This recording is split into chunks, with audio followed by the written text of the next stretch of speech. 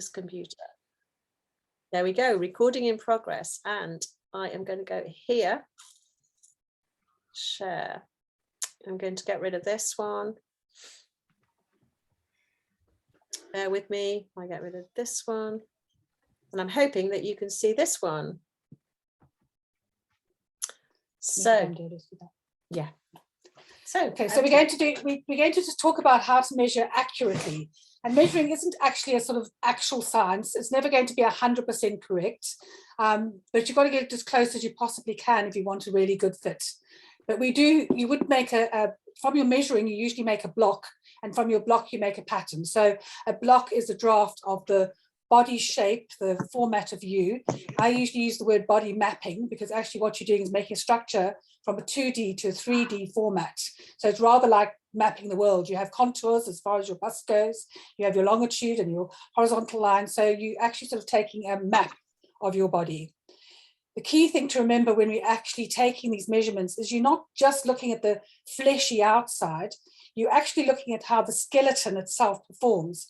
So when you try to work out where lines go and what they do, you need to know where the shoulder moves, where the neck moves, because all of those will mean that you take your measurements from exactly the place that you need to take them from.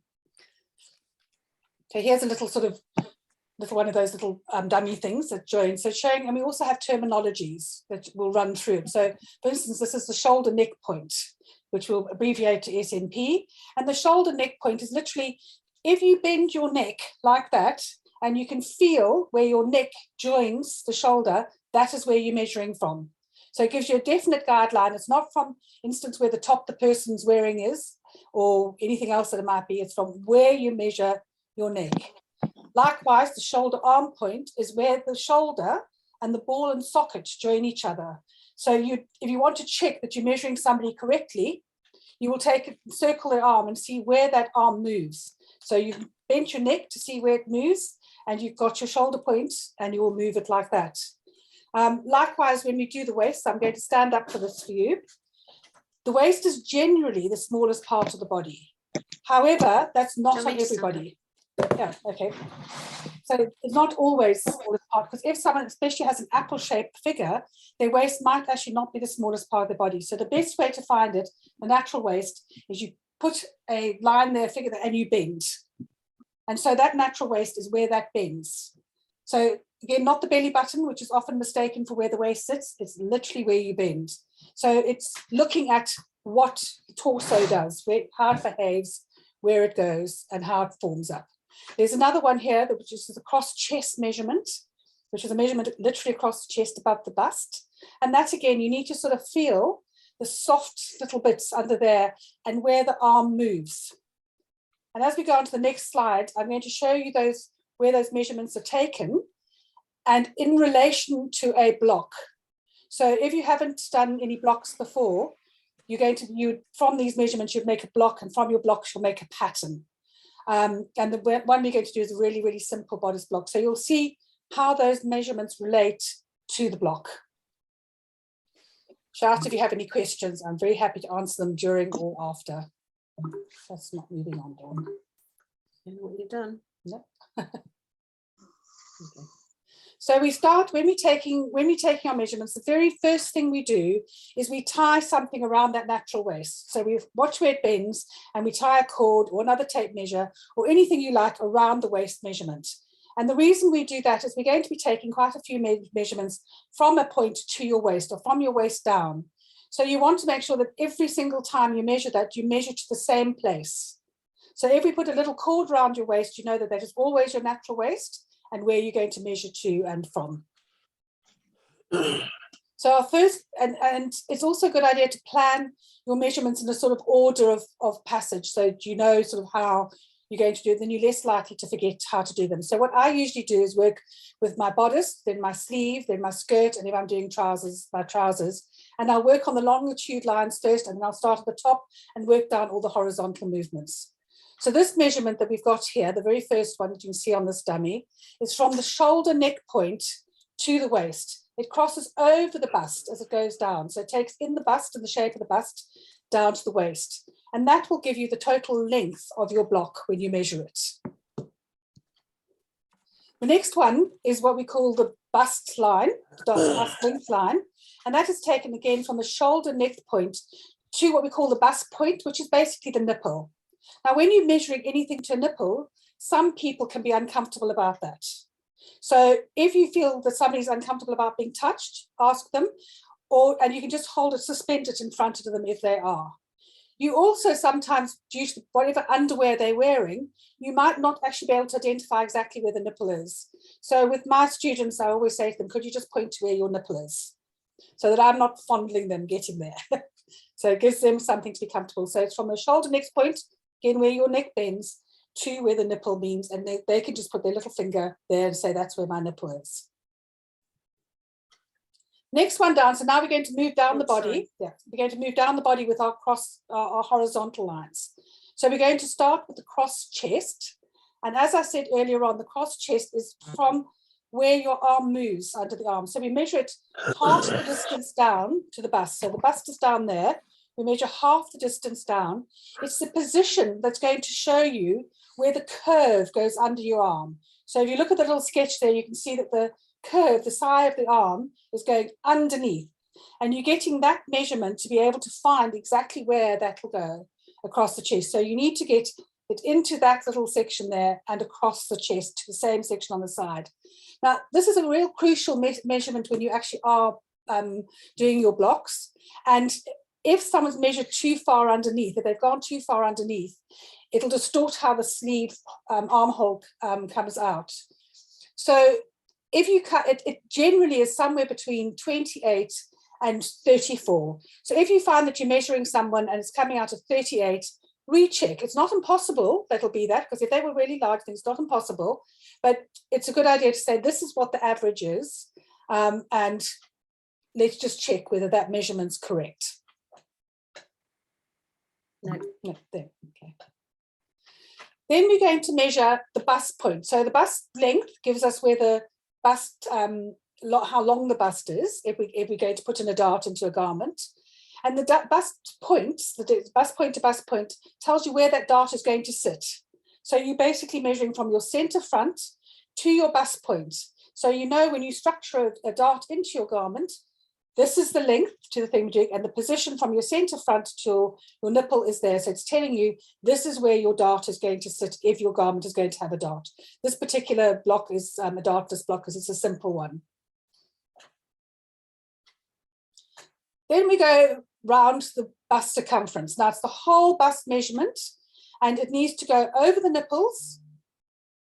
So it goes right over the nipples, around the side and around the back, and it must stay level. As it goes around the body, it must stay level. So don't let it drop down at the back. Keep it up level to get an accurate measurement for your bust. Dawn's my mover.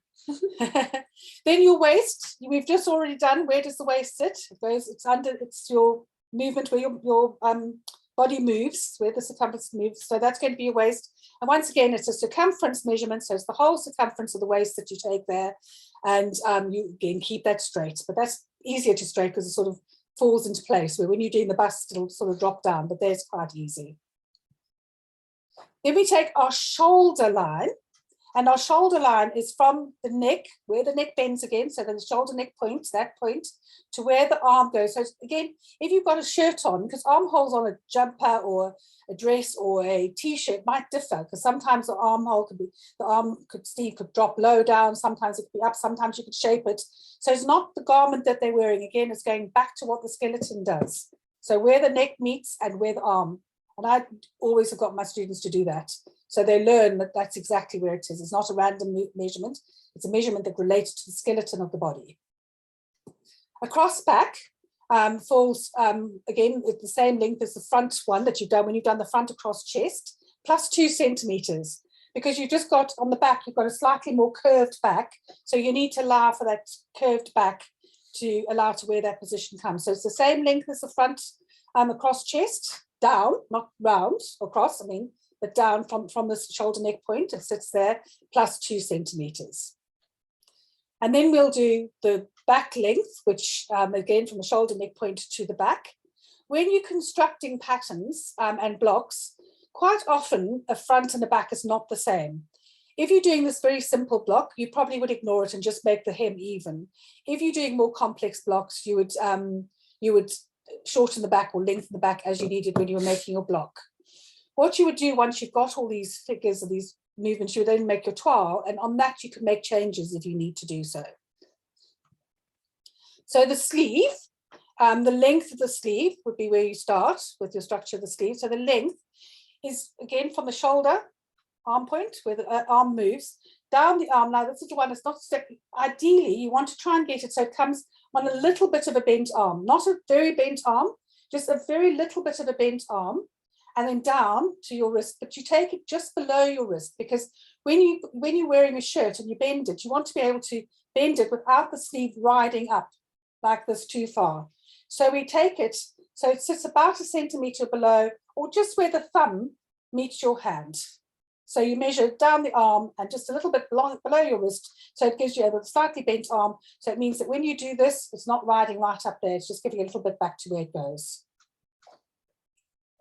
The bicep, which is exactly what that is, your bicep where it is, you can more than often do your circumference measurement, just like put the get arm up and do that. If you happen to have someone who's very athletic and they do have quite big muscles and can clench like this and get a rise, then you should measure it in that clench position, because this is going to give you the width of your armhole. It's going to give you a width of your armhole, your arm, your circumference of your sleeve.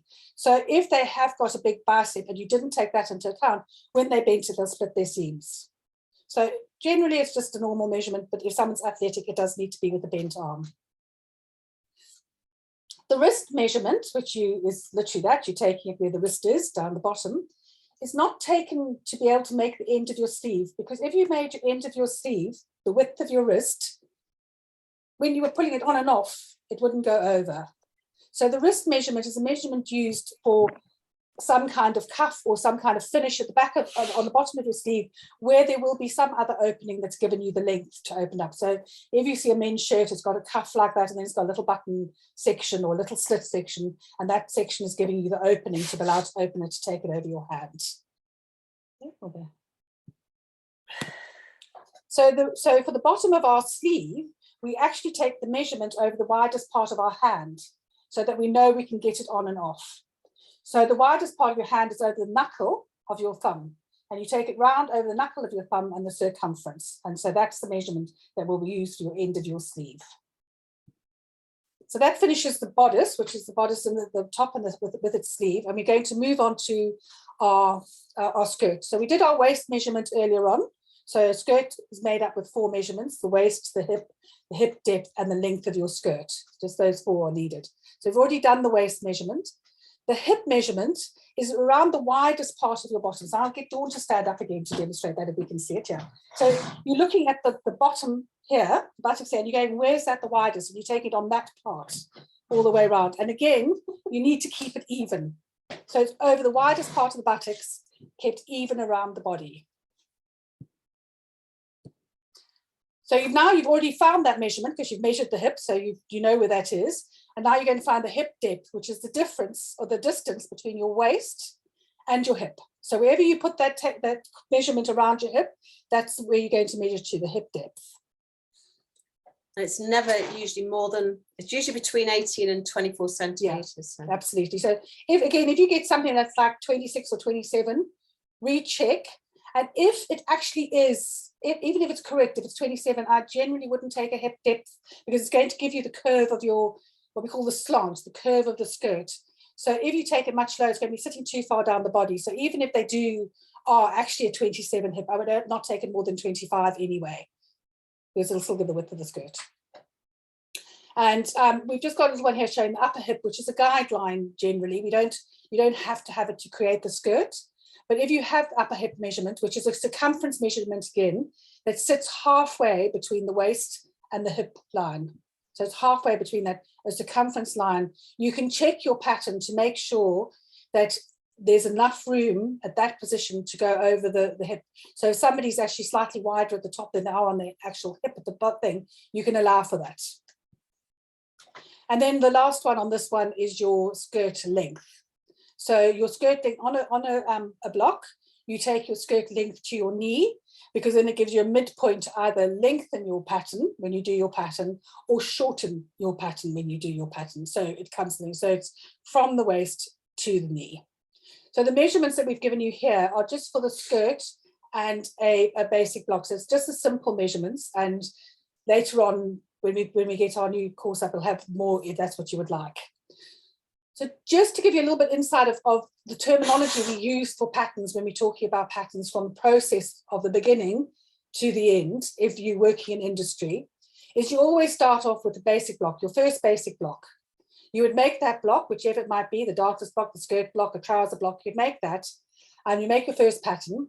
And a block never has seam allowance on it, because when you want to do your pattern cutting into it, the seam allowance will distort it. It's always just half the front and half the back. And that's to ensure that when you do your pattern cutting, you get symmetry with both sides. So you would just trace out, when you're making your pattern, you just trace out half of it, you put cut on folds, and you do all the alterations that you want to do to make your pattern, and it would stay just as one symmetry. The only time you have a double-sided, uses a block so double-sided, so you flip it, is if you're doing something asymmetrical. And asymmetrical being the left and the right is different, not the front and the back. The left and the right are different. You would then add seam allowance to your block. So this will become a block toile pattern. So now that it's got seam allowance, it's a pattern. It's no longer just a block. So it's the pattern for your block. You would then toile it. You make the first sample. You'd fit it. You check that everything's right and that you want it, how you like it. Is the back, you need to lengthen the back, lengthen the front, whatever it might be. You would then go back to your original block and you'd make those changes to that block. And when you're happy with that, you can start making your pattern. So you've got your first block, your block for toile, and now you've got your basic block. When we refer to basic blocks, say the first block, so they are like your bodice, your skirt, your trousers, your sleeve, it might be a darter block, I think.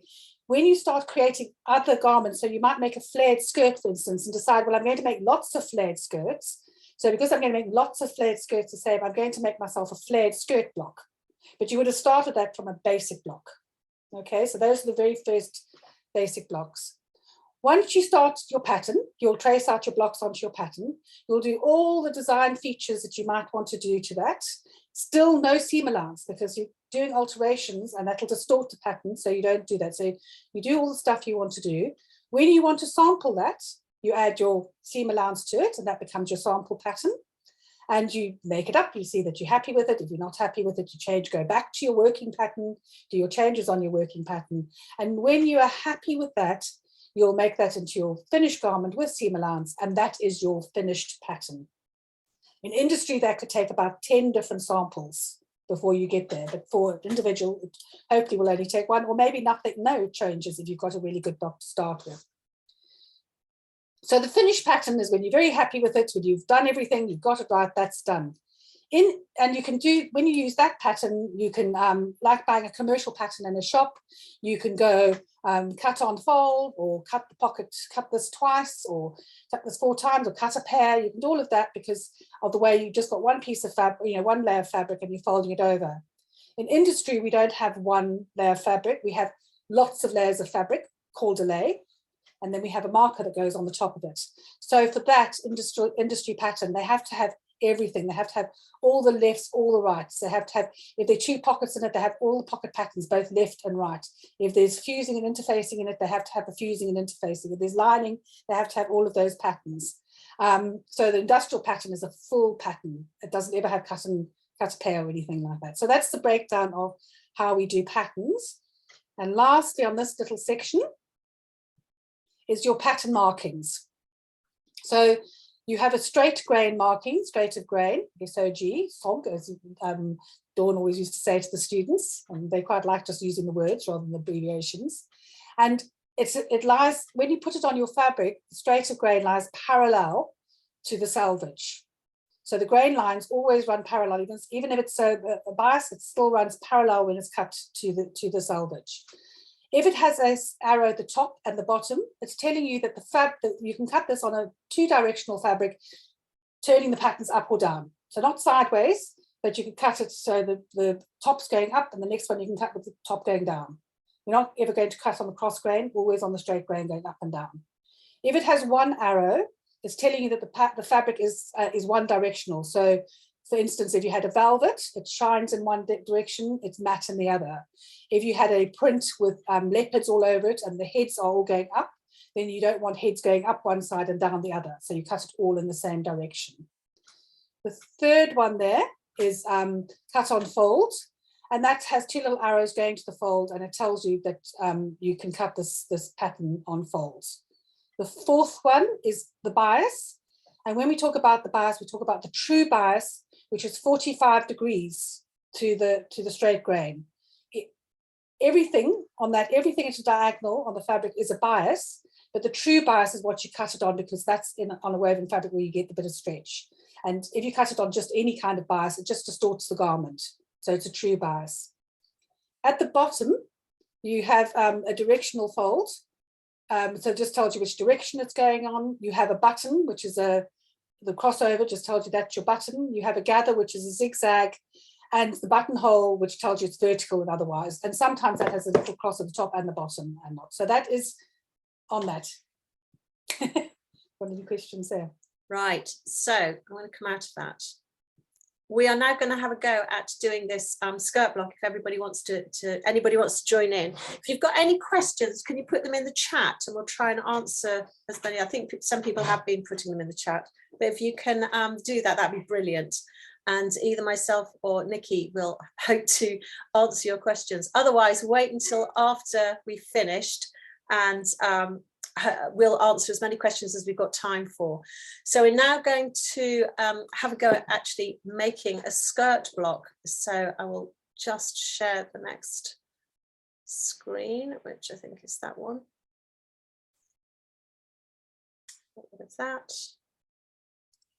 Right, I'm hoping that you can see that. Home. View. It's hard to see view under here, isn't it?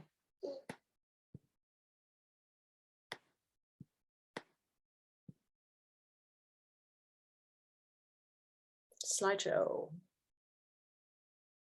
There we go. So this is your basic, simple skirt blocks, the easiest one that you can do. And from this, you can design lots of different types of a variety of different skirts, types of skirts, whatever that you want to. But I think what you've got to do is remember that we're going to be doing this in a third scale. So if you want to do a full size scale, you have to use your own measurements, or or scale them up. Or scale them up, yeah. So this is a third scale, just so it's easy for you to do, and it's easy to teach this in class. You can teach this in class. But it's designed. I used a third scale rather than a half scale because you can actually put it onto an A4 piece of paper. So it sort of doesn't take up too much space. So on this very first slide, all I'm doing is giving you the measurements of the third scale that we're using. So this is a third scale of a size 12 or 10 or 12, because sizing varies, as you probably know when you go shopping. You can try on a 12 in one shop and 12 in another, and it varies. So there's no set rule on what sizes come. So you've just got your waist, hip and thing measurements that we'll go through, and we've already told you about what you need, the paper, the room, French curve. Just to show you just briefly, so we're going to use the little curve because that's easier. In industry, we use a pattern master. I don't know if you can see that. See three things. So that's a pattern master, which is one of the main tools we use. It has lots of diagonals and things that go through that.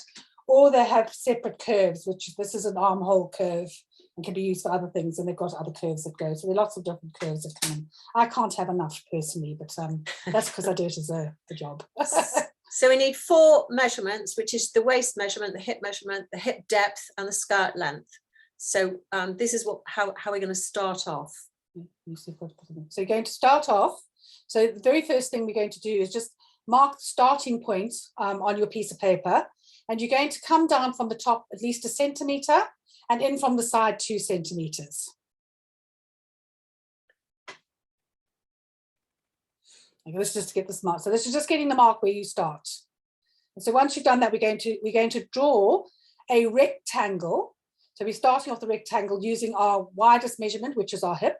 So we're going to make a rectangle where the top is half the hip measurement. No measurements in there.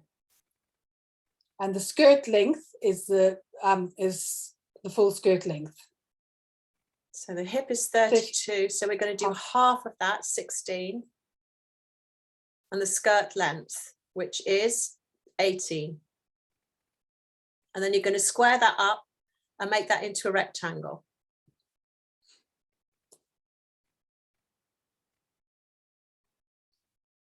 I'm just giving you time to do that. I can't see what anyone's doing. So if I'm going too quickly, just put your hand up or tell us or shout and say we're going too quickly, because I can't see where you all are. So now we're going to find where our side seam is. So at the moment we've got our front and our back, and we're going to find where our side seam is. So we're going to measure across the top, quarter of the measurement that you've made your rectangle. So find the midpoint of your rectangle and square down to the hem.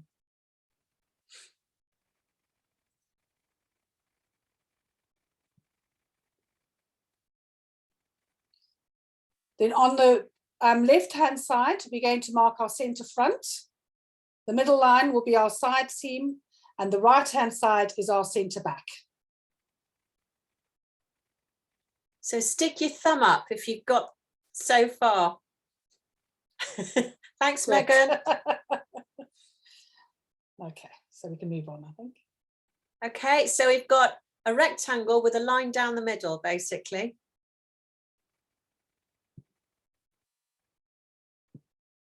Then we're going to put our hip line into our pattern, because we're going to be shaping our waist into our hip. So we're going to put our hip line onto our pattern, and we're going to come down 6 centimeters from your top line. And you're going to draw a 6 centimeters down, you're going to square that across. And then call that your hip line. So actually write hip on it.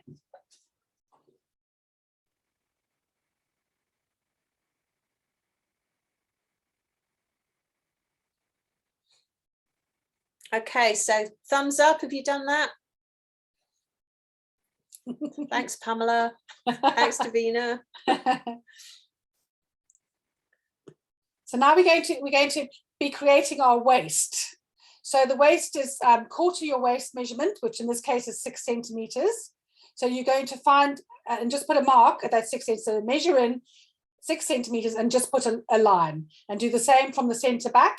Measure in 6 centimeters and just put a line. So it's just literally finding the position of where that mark is.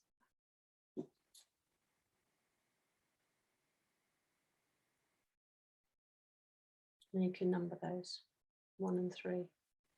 Yes. Okay. So now the next step we're going to do is so that is our actual waist measurement. So we've got that 4 times around the garment. So that would fit your waist absolutely stuck. But we want to actually put some darts into it to give it a sort of 3D shape. So we don't want all that shaping to just come off the hips, because it would make your hips too curved. So we need to have darts into our garment. So it'd be the front and the back. So you're taking the volume out there. So we're going to find the point that's from the mark that you've just made, which is up the top here. Yeah, so the 6 centimeter mark that you just made. Number 1 and number 3. And then you're going to find the midpoint between that and your side seam. So midpoint between 1 and the side seam, and 3 and the side seam.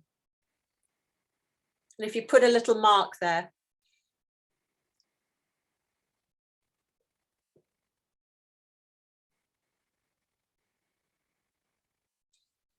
Then from where you've made that mark, you're going to do a gentle curve down from that mark to the center where your side seam and your hip meet. So you curve down to where the side seam and the hip meet. So you can use your geometry set French curve for that. Yep, you can use that.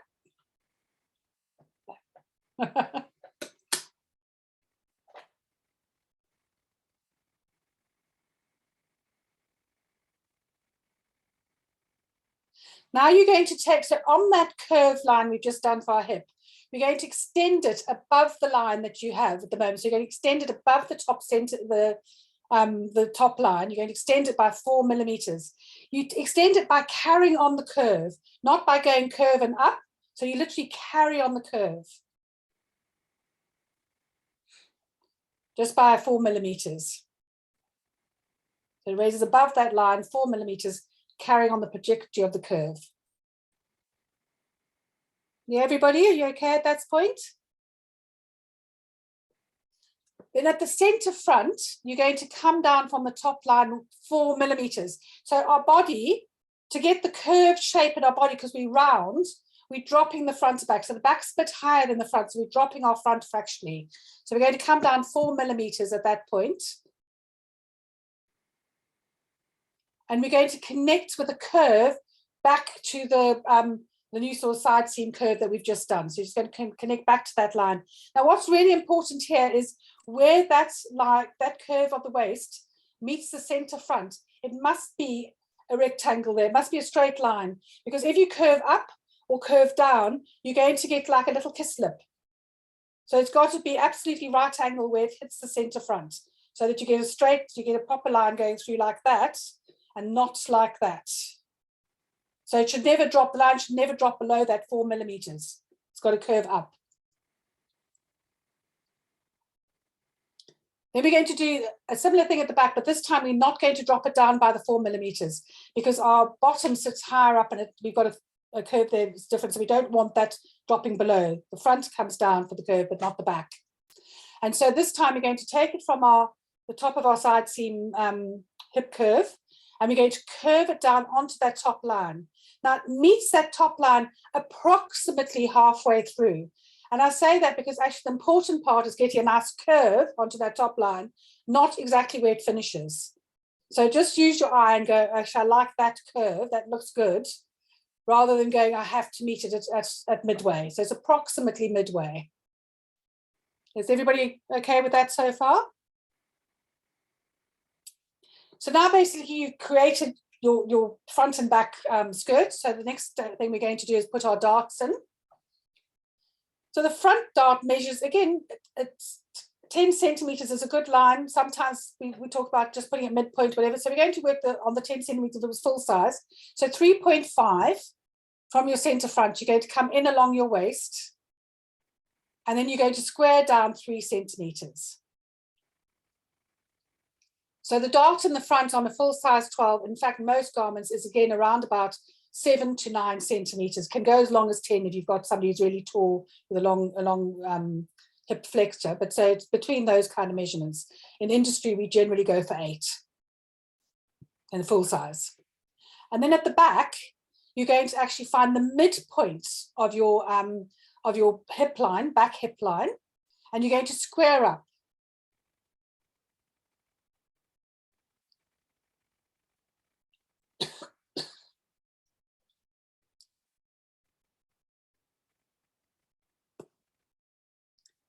Then we're going to come up 1 centimeter above the hip line to make the point of our dart, the bottom of our dart. Now, the reason we use our hip for the back one, rather than just taking a measurement from the top, is because everybody's hip depth changes. If you take your 3 millimeter from the hip depth, it means that if the hip depth is further down, your dart will be longer. So it'll be opening up at the place that it needs to. If your hip depth was shorter, then your dart would be shorter, opening up where your buttocks are starting to become full. So that's why we take it from the hip and not just like the front where we just drop it down.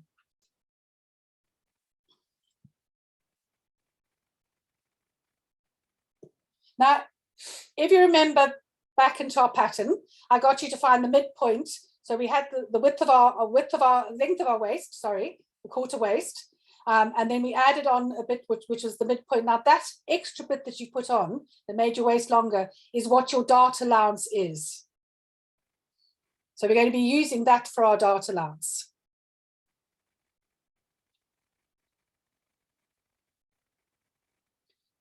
So I think we end up with it being 5 millimeters either side. So on one side of your dart line, the middle line that you did on the front, put 5 millimeters, and on the other side, put 5 millimeters. So you've got a 1 centimeter dart on the front, and then connect with a V from where you've got that 5 millimeters and 5 millimeters on either side to the point of your dart. Same for the back. And then you can do exactly the same for the back. Now, if you're working with a student who has a big difference between waist and hips, you can add, you'll find the midpoint will be greater than we've done on this standard size 12. then you can just use that amount that you've got, so the whole amount that you've got, and divide it into the darts at the back and the front and make them bigger, or 2 darts or 1 dart. You can just change that amount. So the volume that you've added into your waist is the volume that has to come out again, and you can divide that between the darts if you so need. And now you've made a skirt pattern, so the only thing we need to do now is mark it off. So we put our grain line, straight grain line on with an arrow top and bottom, because it's a block, it always has top and bottom. You mark it front, in our case front 1/3 size 12, simple bodice block, and you do the same to the back. Skirt block, sorry. Skirt block, been doing too many things today. And you've created in a very short, we'd notch, put a little notch, little triangle, or if you've got notches thing, on your hip line and on the top of both of your darts. So if you were going to make this up as a toile, you would need to add your seam allowance. So you would add your seam allowance on the top, the side, top and the sides, and possibly the bottom if you wanted to hem it. And then the centre front and the centre back would be cut on the fold. So there's no seam allowance on that. So if you were going to quickly make this up, you put seam allowance on the top waistline, the side seam, and possibly the hem, but you don't really need it on the hem because you're not going to hem it. On the centre front and the centre back lines, you wouldn't put any seam allowance because they would be cut on the fold. And I mean, that, you know, that doesn't take long. So it's quite an easy one to do with everybody. And from there, you can do any sort of design features, really. Yes. So that's for another day. Join us again for another. Only so much we can do in an hour. Yeah, stop share. Okay, so we've got about 10 minutes left. You'll be able to download the actual handouts for this, which you could use, photocopy and use. If you wanted to use it in class, if you think it's worth actually having a go at this with your students. Otherwise, yeah, I don't know if anybody's got any questions. I don't know if you want to just give a quick idea of how you could adapt them. Sorry? Is it possible to tell everybody when they will be on the website? Because they're going up tonight. It's going up tonight. I'll release it tonight. Thank you. Any other questions?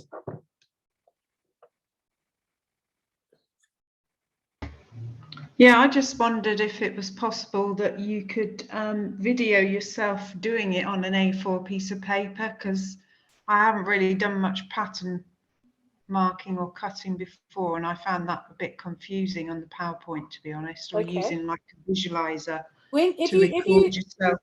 If you, I mean, we are actually at the moment in about 4 weeks time, there's a whole course going up on all the basic patterns, and that is all videoed. But if you when you download your handouts, it's actually got a step-by-step that you literally just follow step by step, and it's got quite detailed instructions on what to do at each stage. But if you find that still difficult, just come back to us and let us know, and I'll see what I can do. I just think when you're teaching, you see, I use a visualizer all the time. Yeah. To demonstrate, like, say, I don't know, doing an applique with Bonder web or whatever, and you know, it's so much easier than like using obviously a PowerPoint or something. It's definitely worth us thinking about actually doing that. Well, we are doing it for the courses. We are doing it for the courses. But yeah, we'll have a look at seeing if we can actually put this particular one up with this, once we've got it finished, up with this free resource. Anybody else got any questions? Somebody said what, just looking. Which year group would you do this with? Well, I think, I mean, I in education, you could do it with anyone. We teach people who 16 yeah, plus. 16 plus, but I think you could do it with youngest children, because they're not the next stage up, the sort of more complicated blocks. I would probably say that a younger child might not be able to, well, they should still be able to do it, but there's a lot more maths that go into doing a darted block and into trousers, and there's a lot more calculations that you need to do with it, so it's slightly more difficult to follow. But this one is actually relatively easy to follow. So and if we get a little video for you that you can show, then you could probably do it with GCSE students, I would think. Has anybody else got any questions?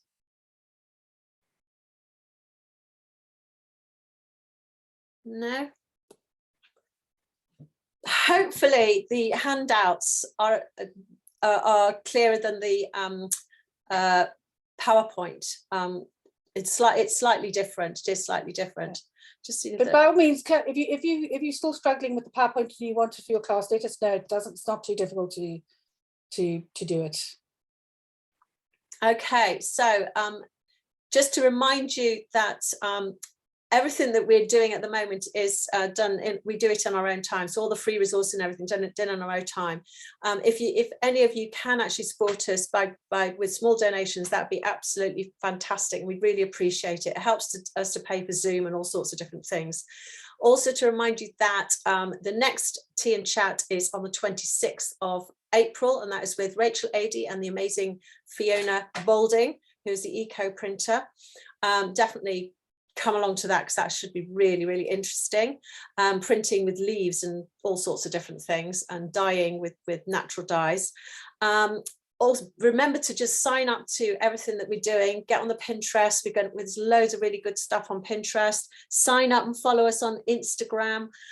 Nikki has reminded me about that. And sign up for our newsletter, because I do literally one a month, probably. Maybe sometimes I'll slip in another one, but usually one a month. If there's anybody's interested in doing further pattern drafting, then please look out for the courses that we're going to be putting up in the next couple of weeks. I think this simple basic blocks one, which will be a skirt block, a simple bodice block, a sleeve block, and a dress block, they're all going to be going, this little course is going to be going up hopefully in the next 4 weeks. So please do get in touch with us, and if you're interested in doing them, then absolutely do do sign up and get in touch. We are recording this, but as yet we haven't got a platform to, we've not sorted the platform to actually upload everything. So all the Tea and Chats are being recorded, and at some point in the very near future we will put them all up, so that anybody, and we'll send an email out and whatever, and we'll let everybody know that it's up. We'll also add the links into the onto the website, into the free resource, where you can actually download the resources that are provided, that we've developed for each of the Tea and Chats. Okay, is there anything else? You've got somebody, you've asked, is it possible to make for mail blocks as well? Yes, is the answer to that. Generally, when we teach women's wear first, and I have lots of men in our classes who say the same thing, but I just want to do menswear, and I go, well, the fact is that we all have the same thing, and women are slightly more complicated to do it for. So whatever you learn to do for the female body is the same for the men's. So if you were doing a bodice block, for example, you wouldn't do the darted bodice block for a man, but the simple bodice block without darts would be used exactly the same way to make a man's block. You would fit it the same way, and from that you would make shirts. Learning about darts and how darts form are just as important to menswear as it is to women, because when you're making trousers, you still have darts. If you're using suits or jackets, they're darted, they're given a shape. Even down to if you decided you wanted to make, Peaky Blinder caps, the shape and the design comes from the fact that you understand how to transfer a 2D into 3D by taking out volume, and basically doing darts and things which you do in women's wear is removing volume. It's teaching you the same shape. So with the men that I have in my class, we often have that discussion. I go through it all with them. They understand why they're doing it. And when we do their sample, so in our classes, they get to make something of their own design, because they doing level 2s and 3s, they're sort of adult education. But when they do their own thing, when they're making their own garment, they do a men's one. If that's what they want to do, if they want to do menswear, they'll do a men's one, but they'll use the same theory to make the block. So the theory you're learning to do any of this is the same theory for men or children. And what you can do it for women is rather like if you learn to drive in a manual car, you can drive a car. If you learn to drive in an automatic, you can't drive a manual. So if you only learn to do menswear, you can't do ladies' wear. If you do ladies' wear, you can do anything. So somebody's asked about the pattern resources, the pattern pack that we've got on the website. Now that is a very different set of blocks. That is some blocks that have been developed that don't have any darts. They don't have there's no, they're not fitted or anything. They're very, very, very basic blocks, and they can be used particularly by textile students who just want to make great, like a skirt or a top or a jacket, using the fabrics that they've been developing in the textiles classes. So that those blocks are very different to these. These blocks are very much, for the person, for the individual, and how they work in industry.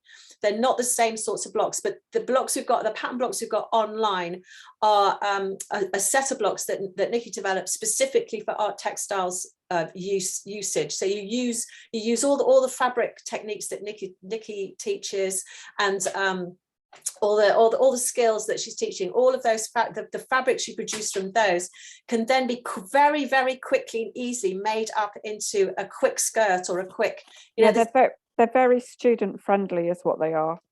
They're student, can you hear me all right? They're yes, student friendly patterns. So the idea is, no zips, no sizing, no darts, so that students can make them easily, especially in an exam. There's 7 different garments that can be made into 18 different garments, and they are for boys and girls. And there's a full set of step-by-step instructions that go with them that take beyond the basics as well and take you right through. Just thought I'd say. Thank you. Okay, I think we've come to the end now. Thank you ever so much, everybody. Thank you to Julia for joining us. Maybe next time we'll do some pattern adaptations, so you can see how to change them. Yeah. Okay. Thank you ever so much again, and we'll see you on the 26th. Bye.